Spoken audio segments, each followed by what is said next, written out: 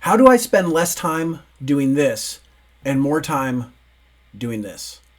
That's the question for today. It's one of the questions that I get rather frequently because if you follow me on social media or even on this channel some, I talk about it a lot. I have a passion for reading. It's been a hobby of mine that I've picked up the last several years, the last 5 or 6. If you would have gone back 5 or 6 years, I have more fingers than the books that I would have read in any given year. But that changed a couple years ago. In 2018, I started to get a little more encouraged about reading, started following some people that encouraged me to read, and so I started reading some more. I did not track the number of books that I read in 2018, but I did start tracking the books that I read in 2019. And just by refocusing and spending a little less time on my phone and doing a couple other things, in 2019, I was able to read 35 books. In 2020, I was able to read 75 books. And in 2021, I was able to read 100 books. Now, that is not to give myself some kind of pat on the back or some kind of accolade, but it's to show you that we all have the time to devote more to reading. And this is one of the things I get asked rather frequently is how can I read more? What are good books? How do I find good books? What am I supposed to get from a good book? I get asked a lot of reading questions because this is something that people know I really enjoy. And so I get asked a lot of questions about how can we read more? But here's the bottom line. According to Pew Research, 50% of Americans read less than 4 books a year. Let me say that again. 50% of Americans read less than 4 books a year. So if you read more than that, you're already in a minority group of people that really don't read. We're in a culture that spends more time on our phones and in front of TV shows and doing other things that are entertaining us, but are not necessarily filling our minds and stretching us. So how can we become more passionate about reading? Well, welcome to the channel. My name is Bill Anderson. I am a seminary student at Midwestern Baptist Theological Seminary in Kansas City, although I attend online. And I just want to take some time today because of these questions I get rather frequently to give some recommendations, some tips, some encouragements about how you can read more and what kind of things you should look at to really enjoy the reading process. So I've got 7 things I want to share with you, and I hope that these encourage you to pick up a book and to start making reading more of your habit.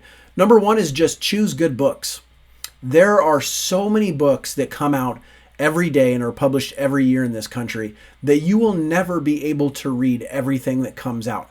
I fell into this trap early on in my reading journey where if someone that I followed online recommended a book, I had to get it.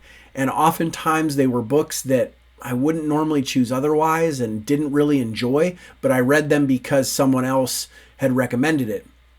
Instead of picking books based on the book itself, whether it was a good book, whether it had held up the test of time. A lot of times people are just putting out books because they want to write, they want to make that extra money for whatever reason it is that they do. And a lot of books aren't quality books, and within a couple of years, they've kind of gone by the wayside. So choose good books. Whatever genre you want to read in, which we'll talk about here in a second, find books that are quality books in that area. For me, I was not being fed by a lot of the stuff that I was reading, so I've gone back and I'm reading a lot more historical Christian stuff. I read a lot of Christian stuff. I read a little bit of history and an even tinier bit fiction, but most of what I read is Christian-based stuff. So I went back and I started reading older stuff, Puritan works, stuff that's, there's some stuff that's under 100 years old, but a lot of what I read is more than 100 years old because those are just the books that I like to read. Find books that you enjoy. That's number 2. Find books that you enjoy. If I recommend a book, that doesn't mean that you're going to necessarily like it. If you recommend a book, that doesn't necessarily mean that I'm going to like it. A lot of the stuff that my wife likes to read is not stuff that I would necessarily like to read, and a lot of the stuff that I read is not stuff that she would necessarily like to read. So you have to find books that you enjoy. What's your thing? Do you like to read fiction? Do you like to read biographies? Do you like to read self-help books? What is it that you like to read? And find books that you enjoy. Number 3 is read books that matter to you personally. And this is going to be dependent sometimes on your stage of life, but it's going to be books that help you with a certain area. Maybe work has been difficult and you just need something to entertain yourself. So maybe you do need to read some good fiction, find a good novel to read. Maybe you're going through a hard time in your marriage and you need to read some marriage books. Whatever it is, find books that matter to you personally. Maybe history is a big thing for you. It's important to know things from history to orient your life. So you read a lot of biographies about people and see the mistakes that they've made and the good stuff they've done, and that helps you lead a better life. You know, me and my wife have been going through a bunch of stuff lately that I found myself wanting to read stuff that was nourishing to my soul. And I was reading The Bruised Reed by Richard Sibbes, and I came across a passage when I was reading this yesterday that I wanted to share with you here. And it says, after conversion, we need bruising so that reeds may know themselves to be reeds and not oaks. And the basic idea of what he's saying here is that even as Christians, we're going to have times where we're going to have trials and things are going to be hard. And we need this to remind ourselves that we are still dependent on God. We're still dependent for that relationship with Jesus. And that was just really encouraging to me last night, that sometimes these things that are hard are needed to remind me that I need to rely on God because I can't do this on my own. So find things that are important to you. Find things that personally talk to you. Number 4 is read shorter books.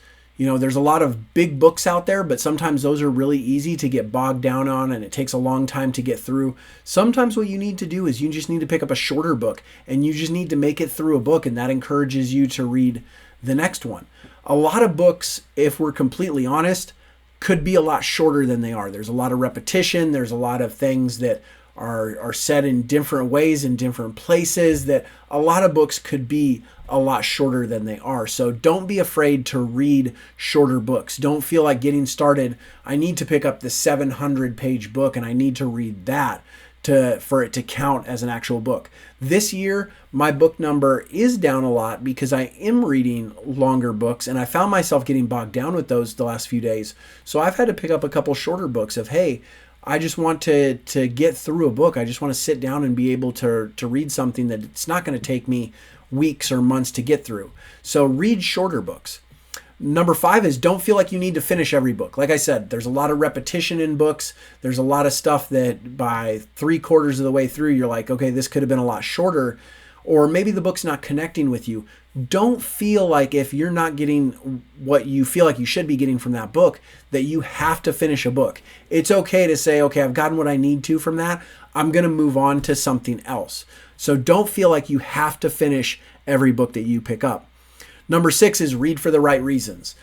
This has kind of been a difficult one for me, where I was reading to try to get a certain number. I was trying to keep up with people I was following on social media. So I was reading a lot of books and I was just doing it to check boxes. I wasn't necessarily getting anything from the books that was lasting, but I was checking off the boxes. I was getting the numbers. My reading for the year was increasing. But make sure that you're reading for the right reasons. Am I reading this just to say that I've read it? Or am I reading to get something for this book, whether that's entertainment or learn a new hobby, or whatever the reason for picking up that book is, whatever the reason that drives you to reading is, make sure that you're still reading for the right reasons. Don't read just to check boxes. And number 7, finally, just start somewhere.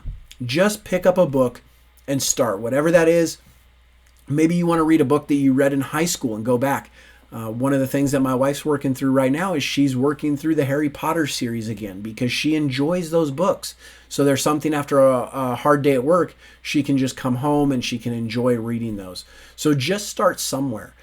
There's also a lot of times that we pick up our phone, whether we're waiting in a line or we're waiting at a doctor's appointment or whatever. We pick up our phone and we mindlessly scroll social media when you could pick up a book and read just a couple of pages. And if you do that, if you carry a book with you, anytime that you're waiting in line at a store or at a doctor's appointment, you read a couple of pages, before you know it, you will be through a book. You just take those minutes here and there, redeem that time, and read, and you will make it through. The other thing I would suggest, and I didn't have this on my list of things to recommend, but have a set time and place. Have a goal of, hey, I'm going to, no matter what, I'm going to read 10 pages today. And even with that, you're going to, in the course of a month, that's 300 pages. If you read 10 pages a day in the course of a month, that's 300 pages. If you do that, you've read 12 books a year, or more if you read shorter books, and you're already over that 50% who only read 4 books a year. So don't feel like you have to keep up with someone you're following or read the same stuff they do or any of these things we talked about. You don't have to finish every book. You don't have to read certain things. Just read. Find the stuff you enjoy. Pick up a book.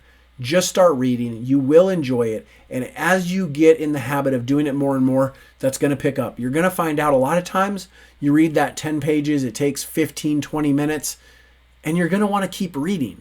And oftentimes that's what I find is that I don't stop at just one chapter, but I end up reading more, and before I know it, I'm through a book. So I hope that's encouraging. I hope that's encouraged you to read more, because these will destroy time. But when we pick up this is what will encourage us. This is what will help us grow and increase our knowledge. And I just think reading is something that all people should do more. And even myself, I find that I spend a lot of time on my phone that I could spend in reading more books. So I hope that was encouraging. If you have any other questions about reading, please feel free to ask. I know this video is kind of all over the place, but this is a topic that I'm extremely passionate about. So I wanted to share those couple of tips with you about how you can read more books starting today.